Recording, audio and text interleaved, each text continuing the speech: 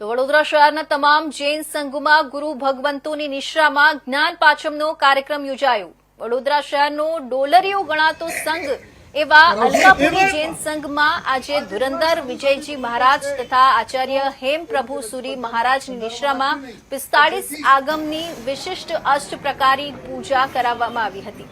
બધા લોકો જેને લાભ પાંચમ તરીકે ઉજવે છે તેને જૈનો જ્ઞાન પાંચમ તરીકે ઉજવતા હોય છે અને આખું એ જૈન દર્શન જેમાં સમાવિષ્ટ થઈ જાય છે તેવા 45 ગામોની આજે વિધિ વિધાન સાથે પૂજા ગીતાર્થ ગુરુ ભગવંતોની નિશ્રામાં કરવાની જૈનોમાં ઉજ્જવળ પરંપરા છે। અલકાપુરી જૈન સંઘમાં આજે સંઘમાં સવારે 6:30 વાગ્યાથી આગમોની વિશિષ્ટ પૂજા વિધિ શરૂ કરવામાં આવી હતી। વાશેપથી ભાવિક ભક્તોએ ગ્રંથોની પૂજા કરી હતી અને નાના નાના બાળકો પણ જ્ઞાનના ઉપકરણ નોટ પેન અને પેન્સિલ ઉપાશ્રયમાં લઈને આવ્યા હતા તથા જુદા કઠોળ પણ લાવ્યા હતા અને પૂજા કરી હતી। અલકાપુરી જૈન સંઘમાં આજે શાસ્ત્રોક્ત જ્ઞાન પાંચમના દેવવંદન આચાર્ય હેમ પ્રભુ સુરી મહારાજે કરાવ્યા હતા। સુભાનપુરા જૈન સંઘમાં આચાર્ય નરરત્ન સુરીશ્વરજી મહારાજે દેવવંદન કરાવી મહત્વ સમજાવ્યું હતું તથા વડોદરામાં નવા બનેલા વર્ધમાન જૈન સંઘમાં પણ ઘણીવર્ય ધર્મરત્ન વિજયજી મહારાજની નિશ્રામાં આજે વિધિવત રીતે નવી પાઠશાળાનું ઉદ્ઘાટન કરવામાં આવ્યું હતું। વિમલનાથ જૈન સંઘમાં 106 વર્ષીય તપસ્વી વિનયરત્ન વિનયજી મહારાજની નિશ્રામાં મૌન સાધક વિશ્વેન્દ્ર વિજયજી મહારાજે દેવવંદન ચતુર્વિધ સંઘને કરાવ્યા હતા।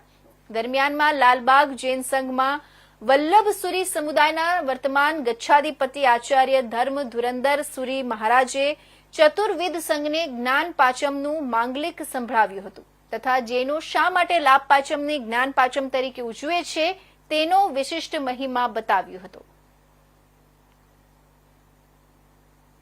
જૈનોની અંદરમાં જ્ઞાન પંચમીનું મહત્વ ખૂબ મોટું છે।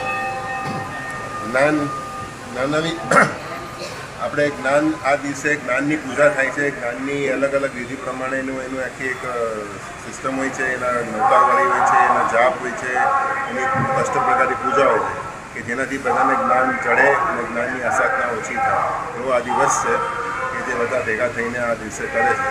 એટલા માટે આપણે ત્યાં અત્યારે નિશ્રા છે મુનિ શ્રી ધુરંધર વિજય મહારાજ સાહેબની તથા આચાર્ય ભગવાન હેમ પ્રભુ સુરી મહારાજ સાહેબની એમની નિશ્રામાં આપણે આજ સવારે વહેલી સવારે 6:30 થી 8માં જ્ઞાનની અષ્ટપ્રકારની પૂજા કરવામાં આવી હતી અને અત્યારે 9 વાગ્યાથી 10:30 સુધી એમનું પ્રવચન હતું। આ જ્ઞાનની કેવી રીતે ઉજવણી કરવી, કઈ રીતે એની વિધિ કરવી એનું એક સમજણ આપવા માટેનું એક પ્રોગ્રામ હતો। આજે જે આગમો વગેરે મૂક્યા છે એ શું છે? આ જૈનોનું આખું જે મેસ છે એ આગમ ઉપર છે। 45 આગમ છે જૈનોના। એ 45 આગમ અત્યારે ગોઠવવામાં આવ્યા છે કે જેની ઉપર વાસક શક્તિ એની પૂજા કરવામાં આવે છે અને વિશેષ પૂજા બાળકો બધું લઈને આવે છે, શું હોય છે? બાળકો દરેક બાળકો પોતાની જ્ઞાનને બધાની માટે